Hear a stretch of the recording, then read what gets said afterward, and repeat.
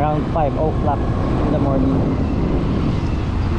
So titignan natin dito sa Bulacan kung gaano nakataas yung gasolina, kasi nababalita talaga na 100 plus pesos na ang mga gasolina. Pero ang isa pa sa sasabihin ko sa inyo, ang gasolina dito, mga gasoline station dito, halos lahat nagsasaraduhan na. Kasi yung iba dito, ang gasoline station hindi naman puro petrol, puro Shell. Karamihan dito yung mga local lang na business ng gasoline station. So ito katulad na ito, umabot ng 90, 92 yung premium. And then yung diesel is 102, kung di ako nagkakamali, pagkakakita ko. Dito nga pala to sa Norsagaray, and papunta tayo ng San Jose del Monte. Kung check din natin doon yung mga gasoline station.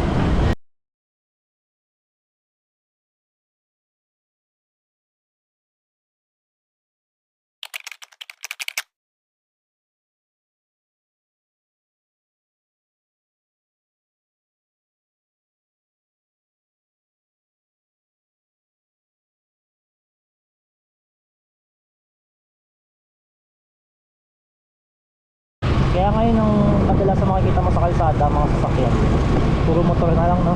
Ginagamit. Mga sasakyan ngayon, bihira na lang.